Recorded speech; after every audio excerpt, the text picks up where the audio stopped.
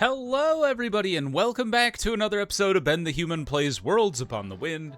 We're gonna continue with our embarkations here. And I feel like we're getting a better hang of things to look out for.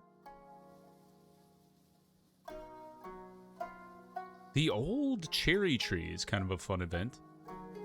Place of Endless Blossoms. I think we could just shoot for that. It's tricky to go for those hard ones early without remembering exactly what you need. Maybe we'll just go right here. Lots of adventure to be had. We could hit the Smoldering Crater early. And the Woodcutter's Camp. Is there a way to recover that much harmony and beauty in one go? Doesn't look like it on this side. So maybe we avoid Woodcutter's Camp. And guarantee Foraging Glade here. So let's go Smoldering Crater. The Fire Mountain. One night the mountain splits open with a roar. Ash falls like gray snow and stones tumble down the slopes, glowing in the dark. Villagers flee across the last undamaged bridge leading away from the eruption, but some are still waiting to cross. A burning boulder crashes into the bridge, collapsing it and leaving families stranded on the far side.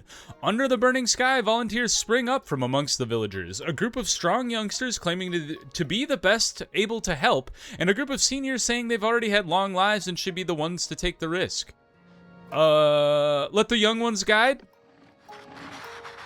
Aha! The youngsters convince the crowd that they have the quickest feet and the strongest lungs. The fittest of them gather their torches, ropes, and axes, felling trees to create a makeshift bridge. They disappear into the smoke, moving quickly through the ruins, calling out loudly to the people lost among the wreckage. By daybreak, many of the rescuers return coughing and burned, but some of the families do not return at all. Oh, dang.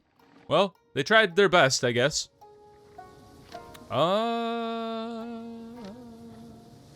think we just gain safety.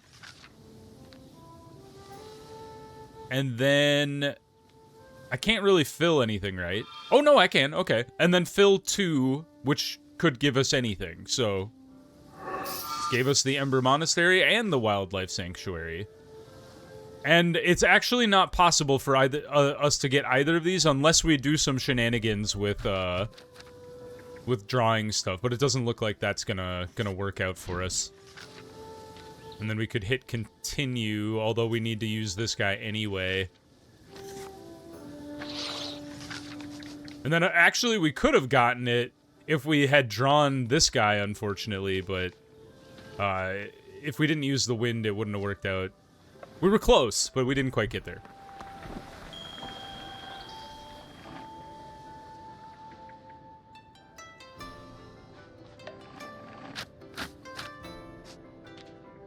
Spread a Radiance card is interesting. I do like Fill, and then just a Spirit Essence card is nice.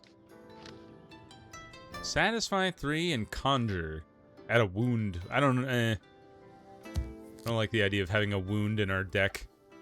Alright, we need a basic amount of knowledge and a basic amount of harmony. So Scrubland Wasteland?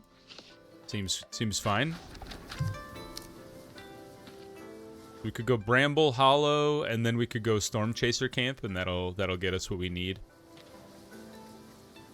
Let's do that. And then into the Rabbit Warren. We've had the Grumpy Rabbits before. Let's build a Rabbit Shrine. Haunted by the rabbit's accusing stares, the architect halts the construction on the warehouse and begins a new project. The result is a set of tiny white shrines marking the entrances to the rabbit warrens. Settlers leave these piles of hay in front of the shrine. Leave little piles of hay in front of the shrines as offerings to the town's new patron deities. Draw a glyph with a life essence. Cool. Sure. I don't really want to use the Boneyard because we need to go for Salt Flats here. And then Iron Wreck would work either way. Or, I mean, Storm Chaser Camp or Iron Wreck would work. Do we hit Fill? Alright, it works. And then we discard something to draw something. And then we gain 5 beauty. And then we have no more stuff to draw, so at least we got this guy. And then, hey, we can do the Stormwatch Citadel. I think we should go for it. even though, like, safety would be nice later, but having that stored up later would be, or stored up now would be nice. Just because then we could use it to fill the shard capital, like last episode when I couldn't get anybody to have safety in their town. Spread earth, but it's a radiance thing. Ooh, I like this one. Craft and connection, and then spread connection. Seems really nice. Next one is knowledge again. Desert mountains could be interesting. How about this way? The scrubland and the seashore, or the scrubland and the wasteland. I think we go desert mountain here. Go to the Ember Monastery again, if we could make it work. Although we don't have any wind, which is unfortunate. There is underground storehouse, so I think we should go for that one just to make sure we get some knowledge. And then hit that guy. Honestly, I'd like to hit Subterranean Archive. Just because that would guarantee us the knowledge, and then I could kind of go a little crazy with the other stuff.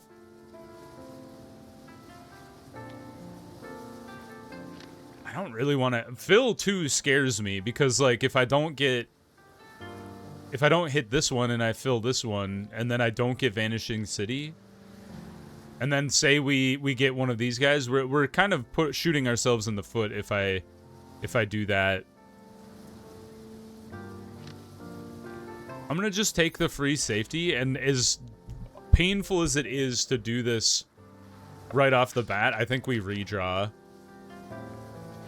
That sucks. But I think we can get there. Well, not fully, but close. The Ember Trial. The path to the Ember Monastery is a long one, and the final approach requires more than just walking. It's a pretty picture. This last stretch of the path is made of old fossils, glowing with heat. A solemn nun is standing on one of the glowing stones. She explains that visitors are invited to steel their resolve and make their own choice for how to traverse this path. Throw tools onto the coals. Inscribe protective charms. Judge the heat. Let's try it. One settler kneels at the edge and studies the coals. Patterns emerge where heat has split the bone-flecked stones. The future may seem obscure, but there are always signs for us to read, he says as he steps on the path. Whenever you cast divine, 2 more glyphs is awesome. Now we have trouble here. Because, we don't have anything else that we can finish the Subterranean Archive with. Alas, we lose 2 inspiration. Could have been worse. And we got a relic out of it. Ooh. That one, flow seems nice. I feel like we've had flow before. All right, let's go this way.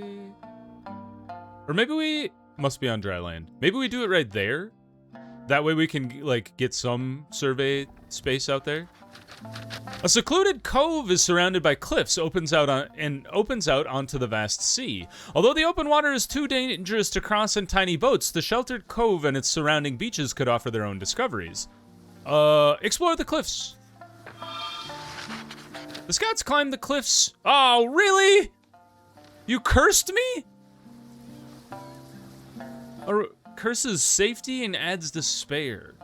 But it is a brilliance and a wind glyph, so that's kind of interesting. They climb along the cliffs surrounding the cove. The grass here smells sweet, and bees buzz back and forth along the wild flowers. At the top of the hill, the group finds a clear pool. One of the surveyors dips her hand into it and instantly recoils as a fierce burning pain spreads across her skin. Once they take a moment to pay attention, they see that the surrounding stone has been eaten away and nothing grows within 2 paces of the pool. You put your hand in an acid pool, fool. Fork in the road?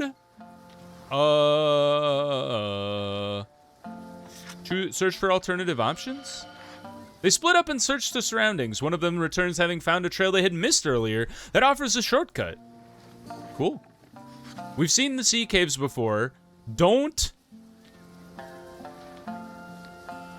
Or, wait a minute, this is a different one. I remember this was the same cave that gave me, like, the thing that whenever I used the glyph, I lost inspiration or whatever. You remember that? As the scouts are walking along the shore, they approach a huge cave. Waves crash unceasingly into the entrance, filling the main chamber with a layer of seawater. Old world legends claim such caves used to be inhabited by many-headed dragons who ruled the seas. We obviously have to pray to the dragon spirit, right? They kneel by the entrance to their backs to the exposed waves. They clap their hands and each whispers an old prayer. Perhaps the dragon will favor this expedition. Ooh, we love an epic one. Look at this, it could be used for anything. That one's awesome. Visions of the desert. Surveyors have been look how, like, oh, there's more going on in this picture than what they show right here. That's funny. Also, this is not Japan. Edited for in-game use, everything but the desert was removed. That's funny. One afternoon, a scout suddenly points into the distance and describes what she sees there, a beautiful oasis with glittering water and green trees. Her teammates shake his head, disagreeing with her vision. He claims to see a tall, snow-white fortress surrounded by a moat instead. They can't come to a consensus on what they're looking at. The shapes seem to shift and shimmer in the sun. Don't follow the visions? That seems like a bad idea. Let's observe. Fascinated by the phenomenon, the surveyors decide to take a break and spend an hour observing the mirage. They see the images shifting and glimmering in the sunlight. A few of the scouts take out paper and sketch what they see, and compare their drawings, finding each of them entirely unlike the others. By the time the sun sets, the visions fade away. Yeah, not a good idea to go chasing a mirage in the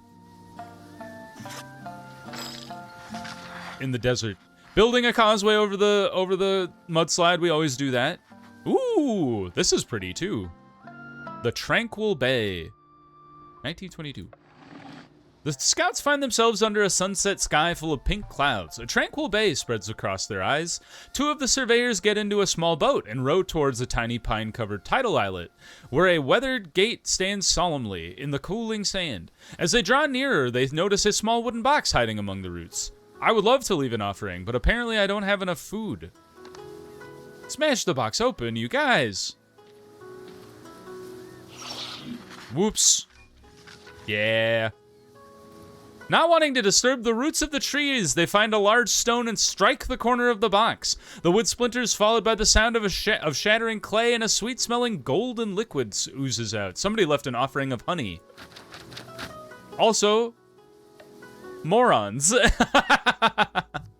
You broke someone's box.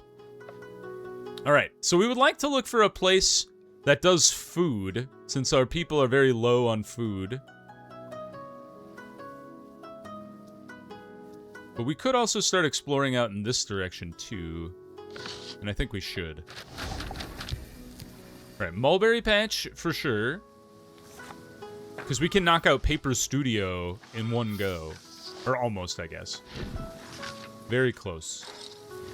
And then we also do the salt flats for sure, because then we can get into Storm Chaser Camp. And then we should divine.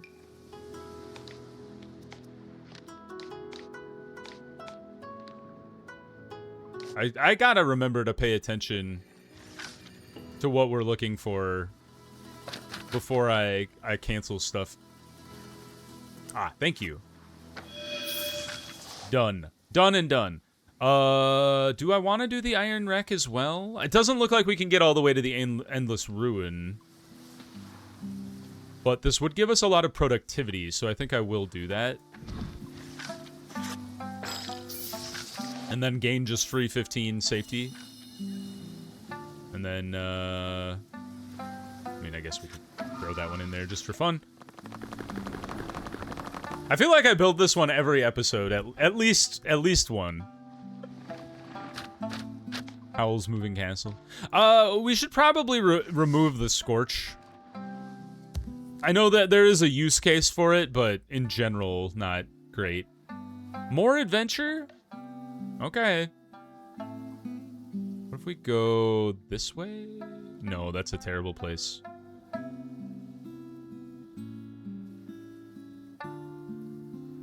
Not a lot of adventure to be had.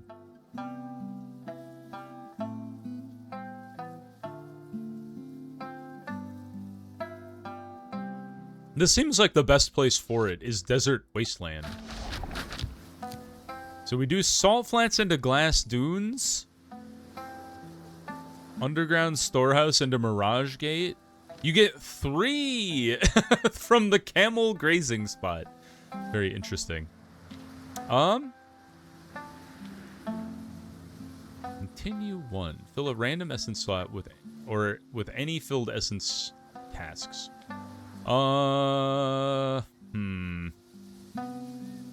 This is tricky. But I think we have to guarantee that we get the salt flats. So I'm going to use that one. The Salt Sisters, we've seen this one before. I would consult a village elder to try and find a middle ground. The sisters decide to seek advice from a village elder. The elder listens for a while, then proposes they exchange responsibilities until the next full moon. Haruko returns every day with aching shoulders, while Akiko quickly learns that the merchants rarely agree on anything, and that a single misplaced word can spoil an entire afternoon of bargaining. When the full moon finally rises, both sisters return to their tasks, never mentioning the argument again. They're like, your job sucks, I'm going back to what I know. That's quite funny. Honestly, any of these are okay. I would rather it be the Glass Dunes or the Storm Chaser camp.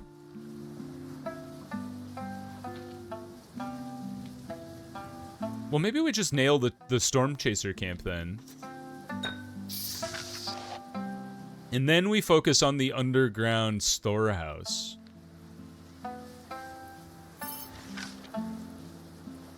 And then we really try to hit the Vanishing City. I don't know if we even can do the Vanishing City, though, now that I think about it.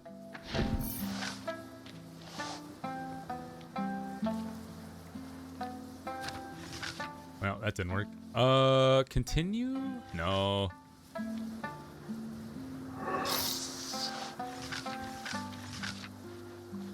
Well, that didn't quite work out. I thought we would have more options for adventure in there, but didn't quite work. That's great. Anything that gives me inspiration and I can start working back our health would be great.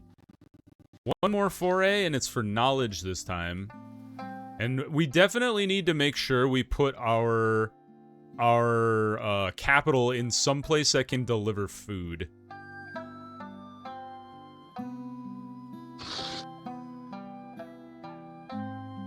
Looking for a high knowledge place. Mountains would be okay. Scrubland Wasteland works. Right there. Once again, I think we're going straight after the Storm Chaser camp. And then we're doing the mulberry patch into the paper mulberry grove. Multi-purpose the mulberries. Get 5 food, get 10 productivity. Works enough for me. You.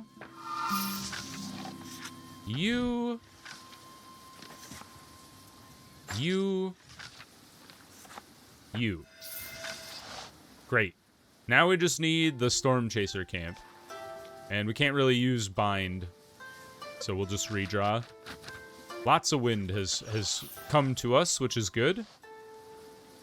Alas, we needed this guy.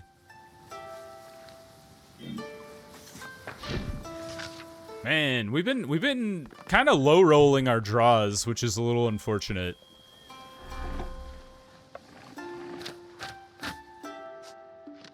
Ooh, spread craft, bless productivity, and then 3 different types of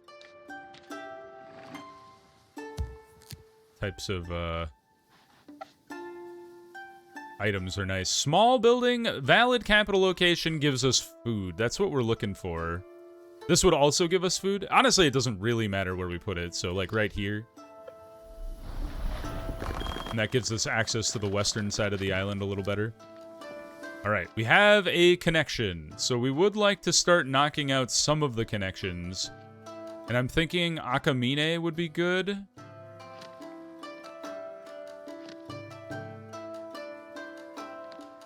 We could satisfy the adventure shortage in Sabidira as well.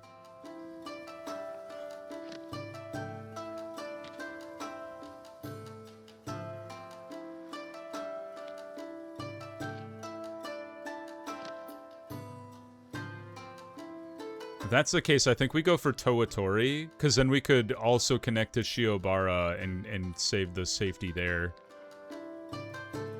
Yeah, so let's go Towatori.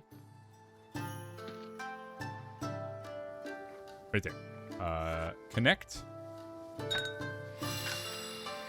And then...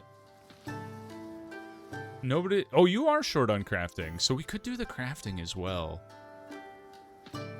Or the productivity shortage.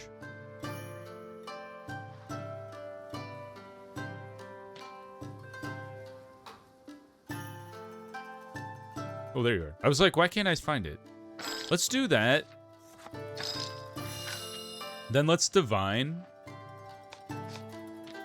Okay, we're gonna get a connection.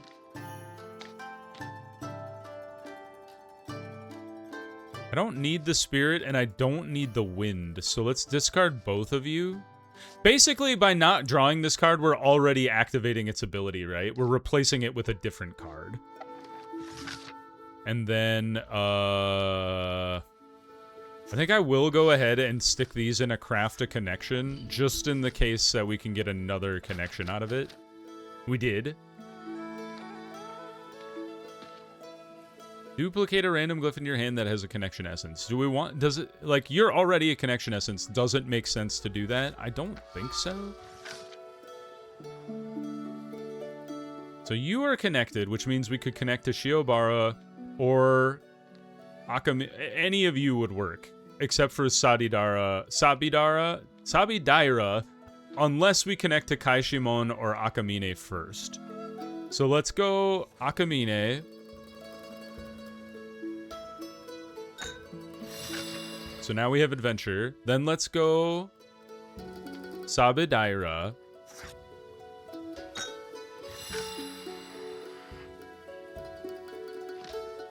Then what do we do? We could knock out... Honest, either of you would work. So let's go Shiobara. Because we don't have any... I guess if we put one of you in there, it wouldn't quite work.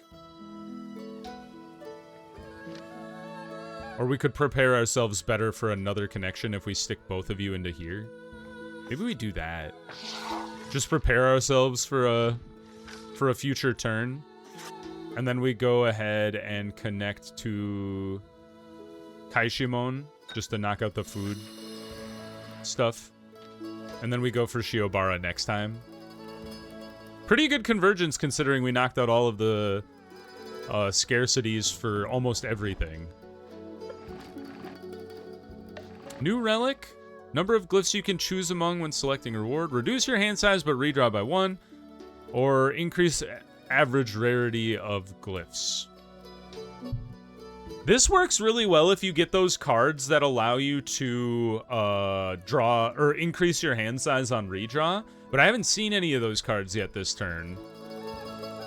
But I'm going to take it just because it's interesting. I'm going to salvage a... You guys give me a lot of earth. And we have a lot of life essence, too. Maybe we take out water here, then.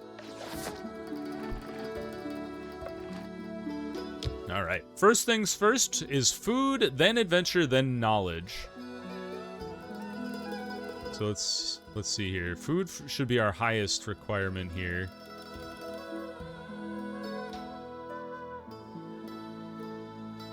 That one's a little scary.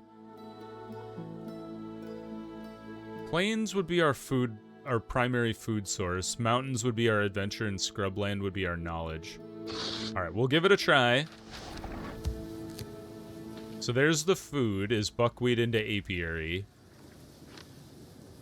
I don't have. Of course, I don't have a wind. When you what happens when you need a wind?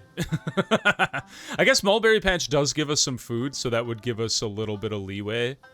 And Ember Monastery also gives us knowledge, but you need the frickin' wind again, man. You know what we do? Bind it, and then you get a second peace card, which is pretty sick. Not having the wind kills us, though. Because Bramble Hollow does nothing. Pilgrim's Rest sort of gives us something, but it's not great. Especially considering we really need the apiary. So I guess as painful as this is we dump them both into Paper Mulberry Grove. And I can't hit you, because if you do this one, or Winding Path, or like, if worst case is like you do Wildflower Meadow, which gives us nothing. So... And we have to do Buckwheat Field, so I think we just redraw. Thank you for giving me a wind.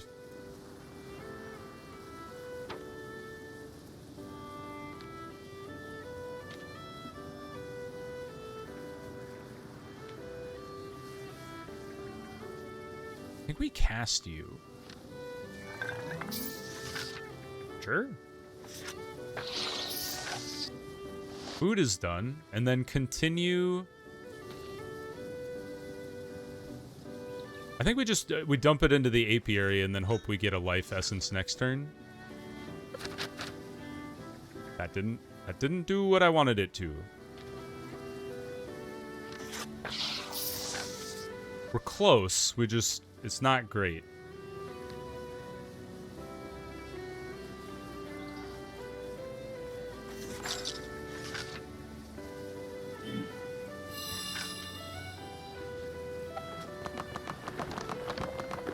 Missing 4, 6. We lost 6 inspiration there. Those complicated ones are always tricky. Fill a random essence slot in a thing that provides knowledge. See, the top 6 glyphs of the draw stack, that's actually kind of wild. Because basically we get to see the next 8 glyphs and then kick out any of them that we don't want, which is honestly really good. So foray number 2. All food all the time. So we just go to the small building zone and we just stick with it.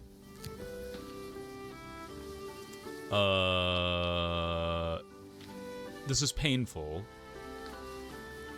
But I kind of think we go guardhouse. Because now we're just looking for life and wind. And then if we can make a fermentation lodge happen, great. Otherwise you go steam bun. So I think we go divine, even though it takes us out of one of the thing, but we can set ourselves up here. So we want to... Not you. So this would get us all 3 life. This would get us 2 wind. And then you... Maybe you just hit 2 and then you see what it fills up?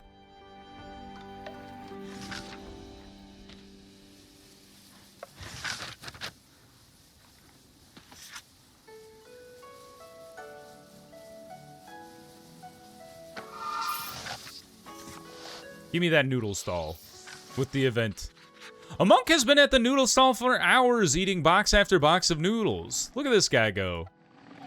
The cook is starting to look at him askance as a towering stack of empty boxes continues to grow, but is wary of offending a customer. Before long, the monk requests yet another serving. Food, but less than harmony. Mix a lot of wasabi into it, and then curtly demand payment for the food already consumed. Less than harmony. Alright. Serve him another box, I guess. He ate... Oh my god! He bows to the cook and then declares his cumber... You've killed me! That was rude! At least we gained some of these things, but still... I can't believe he did that. There's no coming back from this unless we get Fermentation Lodge. Which I guess we should dump that in there. Alright. We got that one. This one, and then fill 2. Oh, if it had hit the Fermentation Lodge, we would have made it. But boy, oh boy, what a rude man! Served him noodles and ate all my food, and then he still demanded more. Wait, hand. None of these are particularly great. It's like, do we just take another life essence out? Just a basic life, since we have so many. Missing a lot of harmony, and we do have Shikage Mori. So if we can connect to you, that would be good. And then we're looking for adventure and productivity. So let's go here. The mountains can give us a lot of adventure if we go to the Dragon's Rest. Or the tea house.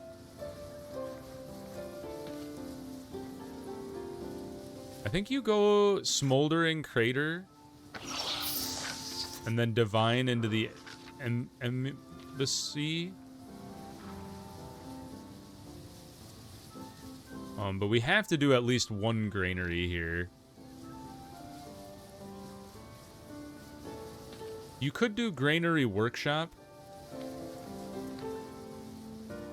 Lava-fed forges. But we need the adventure to even get close.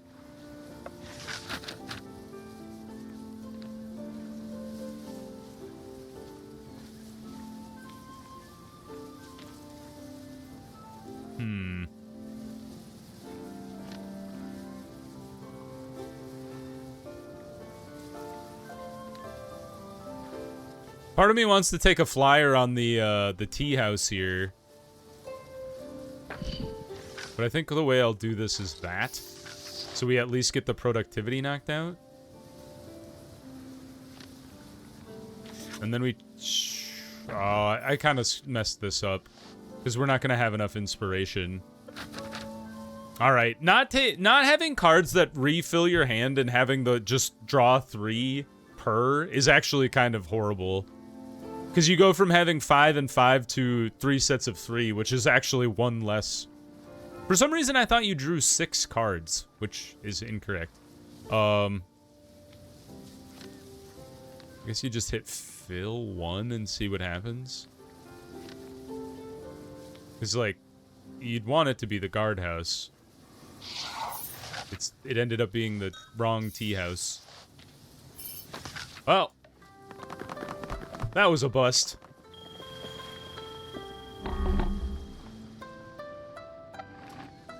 Yeah, I don't think I would take that draws less cards ever again, unless I specifically had a deck that was full of a lot of refill your hand cards per draw. Exchange different yield types.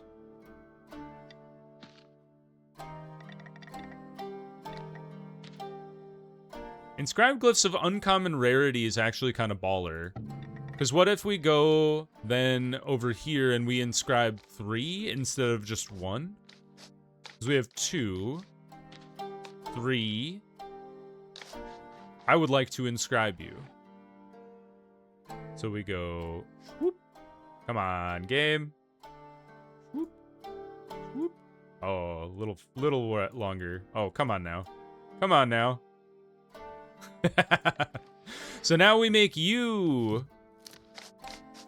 You become our chosen glyph, right? Like if I come here, choose signature glyph.